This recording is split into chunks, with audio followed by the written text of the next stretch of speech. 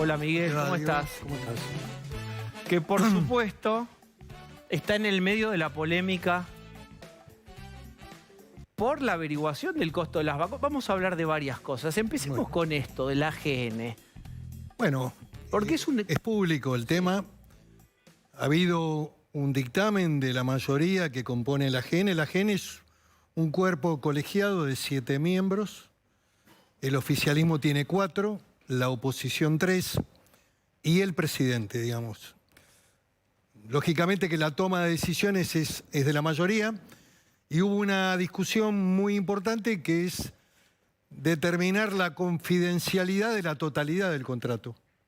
O sea, hacer una reserva para que el informe producido en la primera auditoría de cumplimiento de los contratos de vacunas llegue de manera reservada al Congreso de la Nación.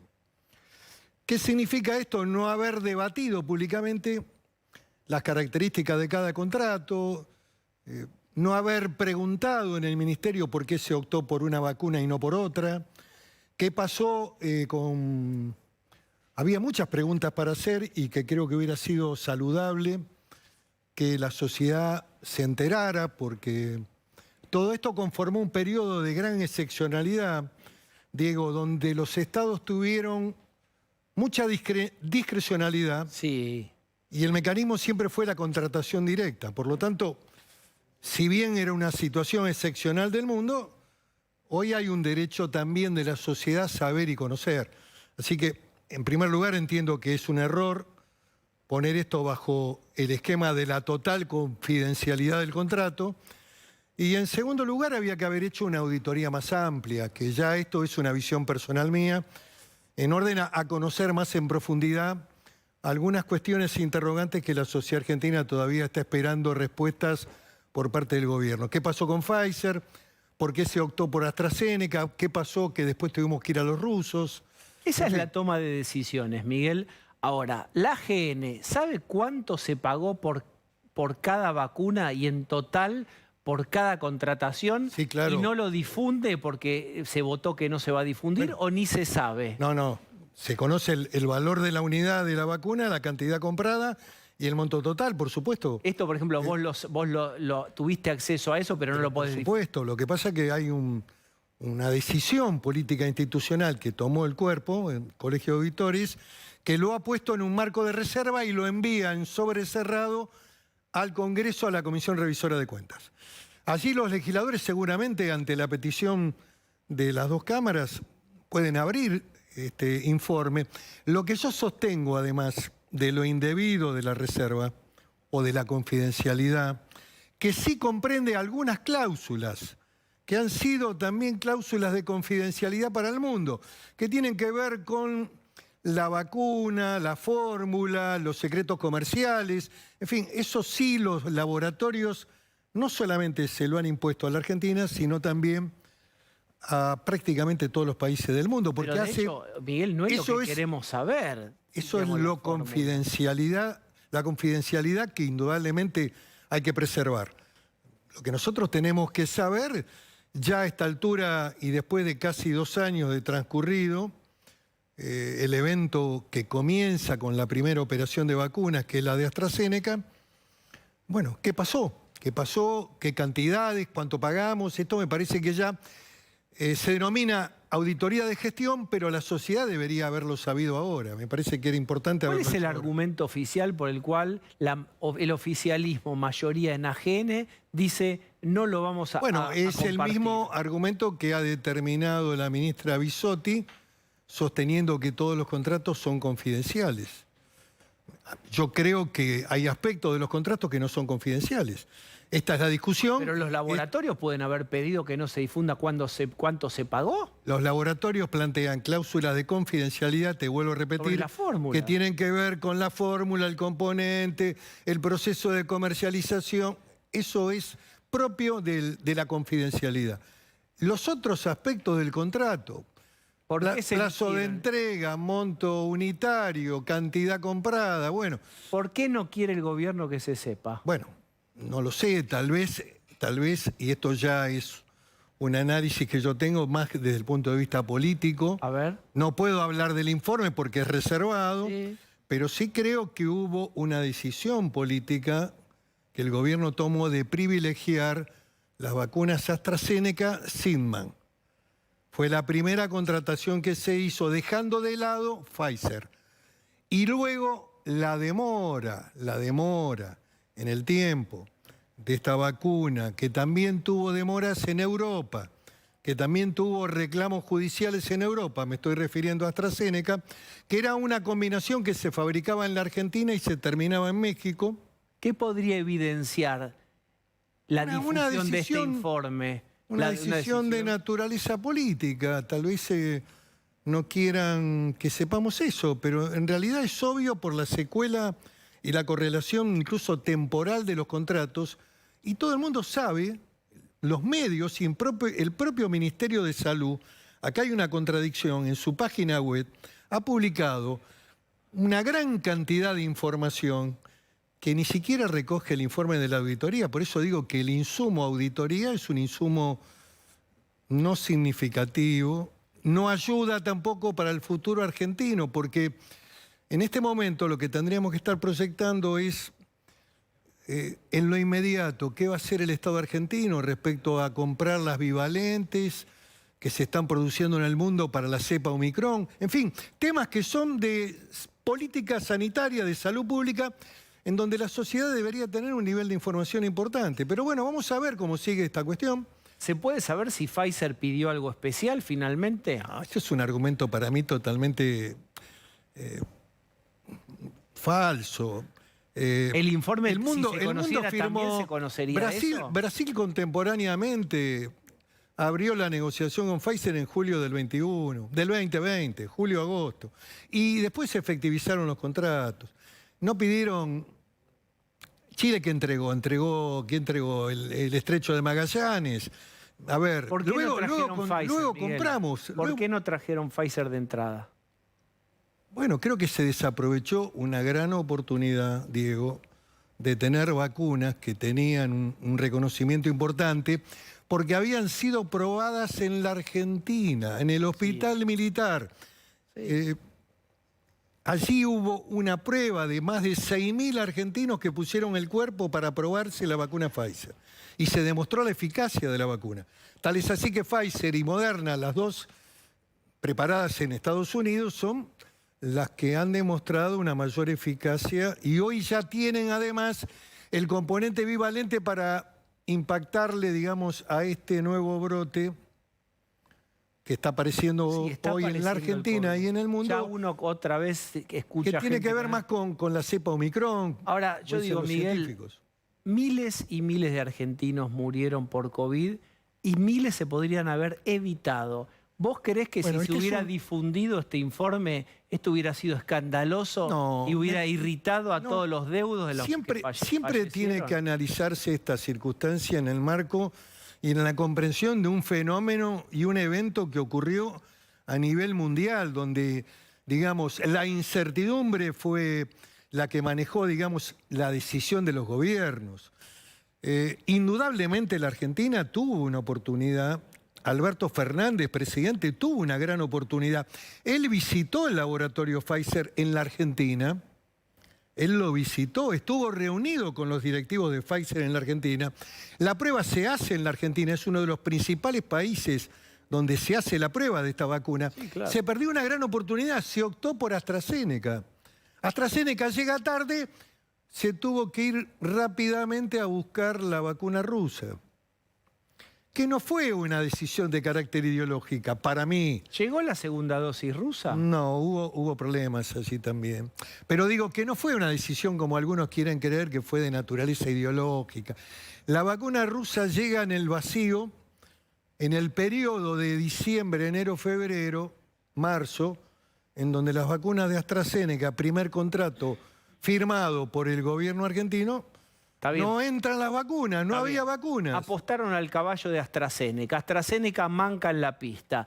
Pero ahí podría haber corrido Pfizer, Miguel. Pero se dejó de lado. Ah, bueno. Se dejó de lado esa opción. Porque no dejaron correr Indudablemente Pfizer. que esa opción el gobierno la deja de lado, opta por AstraZeneca. Bueno, ahí está lo ideológico. Pero eso es ideológico. Luego, frente a todos los eventos de público conocimiento, frente al reclamo de gran parte de los especialistas, de los médicos y también de la sociedad, el gobierno decide comprar Pfizer y también Moderna. Entonces, perdóname la perseverancia en mi pregunta, pero por una cuestión ideológica, ¿deja Pfizer? No, yo creo que no.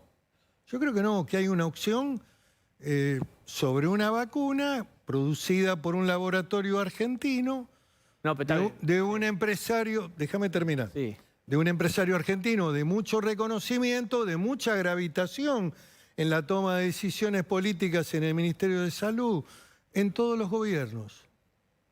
En todos los gobiernos. ¿Está claro? Clarísimo. Muy bien. ¿Qué desilusión? Ojo, no estoy diciendo que hubo corrupción. Lo que digo es que hubo una decisión y una preferencia, tal vez en el convencimiento, vamos a darle el beneficio de la duda, de que esa vacuna iba a ser buena, que iba a llegar a tiempo en los meses de diciembre, enero y febrero, y que indudablemente era una vacuna competitiva. Vamos a darle ese beneficio de la duda. Los hechos demostraron lo contrario. Hay muchas acciones judiciales en Europa sobre AstraZeneca. Y hay otro dato que te quiero dar, que las auditorías en el mundo, en general, han auditado prácticamente todo el sistema contractual, incluso han avanzado fuertemente en dar la información a las respectivas sociedades, especialmente Francia, en Europa, los países. Por eso es medio una desilusión para todos que en la GN también funcionen las mayorías y si el oficialismo tiene mayoría, un órgano de control también de la corrupción no pueda dar a conocer los datos. La auditoría tiene un equipo técnico realmente de jerarquía. También los auditores del oficialismo lo son. Lo que creo que hay un marco de decisión política. La propia ministra dijo, los contratos son todos confidenciales. Y la verdad que no. Esta es la discusión, este es el debate que hubo. ¿Hay un artículo de confidencialidad? Sí, claro. Pero el resto no. Y el resto es que la sociedad tiene derecho a saber. Yo creo que en el Congreso, este informe, que la verdad no puedo explayarme sobre el mismo, pero sí te puedo decir que no es un insumo que nos permita tener conclusiones importantes. Pero igualmente se va a abrir, porque los propios legisladores que integran la Comisión Revisora de Cuentas, que tiene bajo su órbita la auditoría, lo va a abrir. Más temprano que tarde, digamos que la verdad y los eventos se van a saber. Miguel, a veces se saben tarde, pero se van a saber. ¿Qué te pareció el fallo de Cristina? Bueno, a ver, lo primero que quiero decirte es que el fallo hay que acatarlo.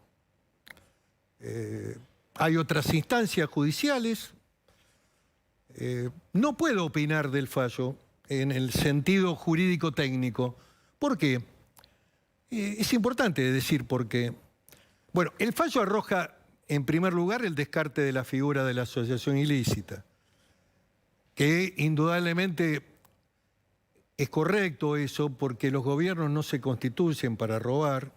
Pensar eso para este gobierno, para el que viene, sería realmente muy, muy complejo. Y ha abordado la figura de la defraudación.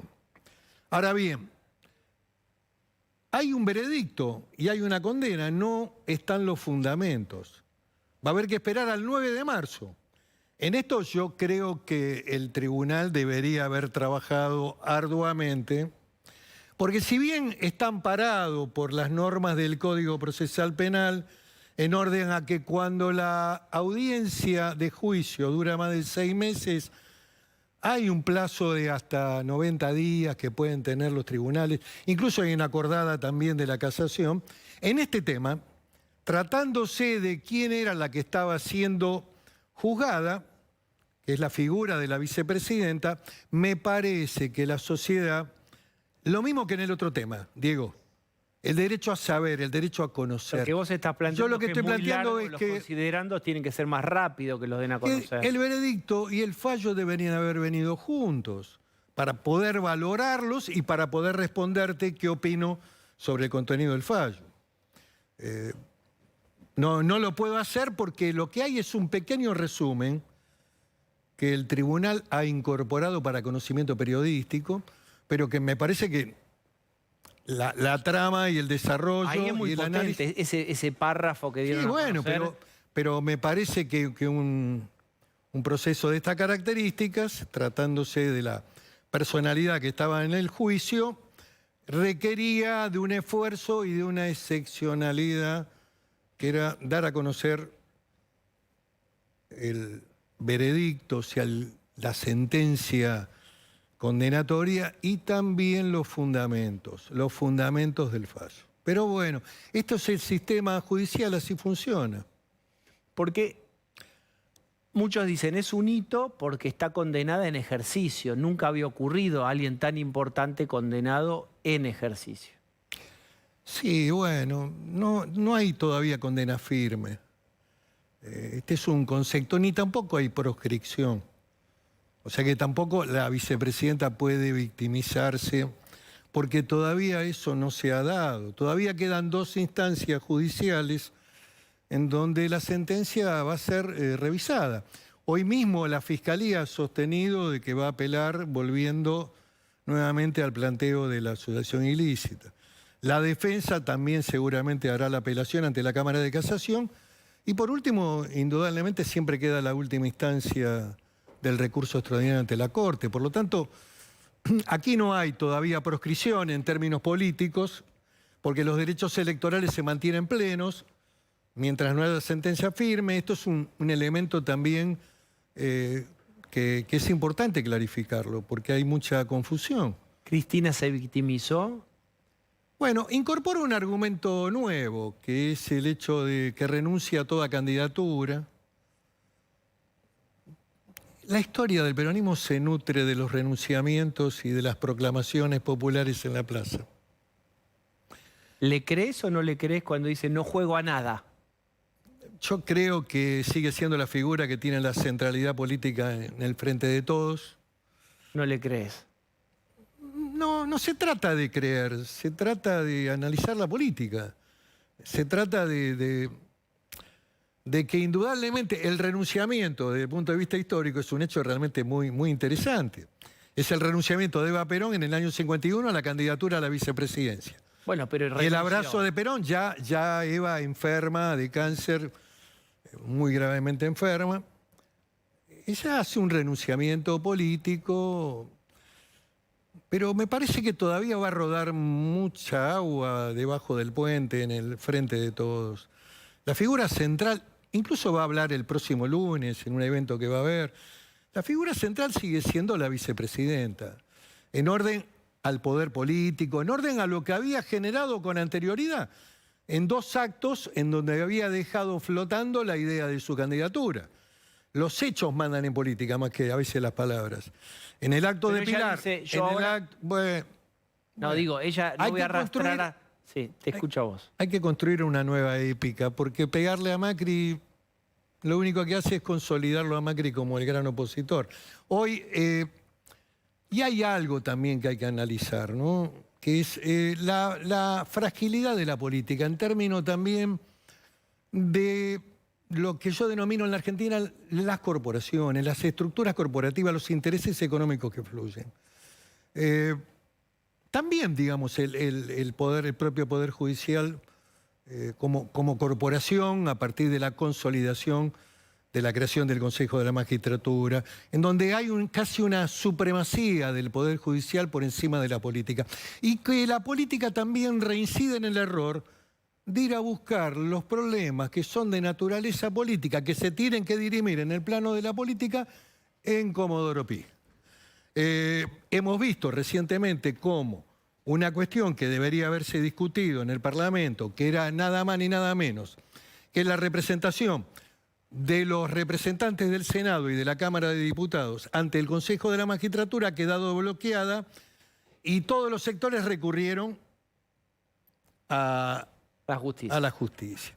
Entonces, estamos en un círculo que la única forma de salir es encontrar un camino también de diálogo institucional, un camino que construye una agenda política posible. de que vuelva a fortalecer las instituciones de la política, porque si no hay política tampoco hay afianzamiento del sistema democrático. Fíjate lo que ha pasado en el Perú hoy. Sí. Digamos, es un dato muy relevante. Ahí lo único que subsiste siempre es el presidente del Banco Central. Sí. Los presidentes pasan, y se suceden, Central queda. quiso hacer un autogolpe, terminó eyectado del poder. Bueno, recién hablaste con un corresponsal. Sí. Lo que digo es que hay que consolidar las instituciones, hay que respetar al Poder Judicial como poder independiente. También se requieren conductas, acciones. Todos tenemos que hacer cosas para fortalecer la credibilidad y preocuparnos de los temas que a la gente le preocupan, que es hoy la pérdida del poder adquisitivo del salario, tanto para los trabajadores como para los jubilados, la inflación que te liquida y la inviabilidad de un Estado que no es un Estado fallido, pero es un Estado bloqueado, que no tiene capacidad alguna de poder hablar, de que no hay diálogo institucional, de que no es posible la construcción de un diálogo entre el oficialismo y la oposición. Es un camino de inviabilidad que te puede llevar también a situaciones más complejas, más difíciles. Además que estamos afrontando, recién los escuchaba con el último tipo de cambio, digamos, para la importación de una fruta que... banana. Sí, que se come mucho ahora en las fiestas. Es un producto que hay que importar, es la banana, pero es digamos, las necesidades imperiosas del ministro de Economía de ir resolviendo parches y una situación donde el tema de la escasez de dólares, cada día que pasa, permite menos magia. Estás frente a un problema muy grave que la Argentina puede afrontar entre febrero o marzo, en donde, bueno, ¿qué vamos a hacer? Vamos a mirar como espectadores cómo todo se desmorona. ¿Cómo es lo que está pasando hoy con la gente, aún la gente que trabaja? No hablemos de lo que siempre hablo, de lo que se construyó, de lo que hemos construido los argentinos, que es la patria y la cultura del pobrismo. Lo hemos construido. Hemos construido con mucha perseverancia. Y si hubiéramos tenido perseverancia para construir un mundo ligado a la producción y al trabajo, el país tal vez estaba en otro lugar. Miguel, muchísimas gracias. No, gracias, Diego. Un gusto. Muy amable. Haber charlado con vos. Gracias.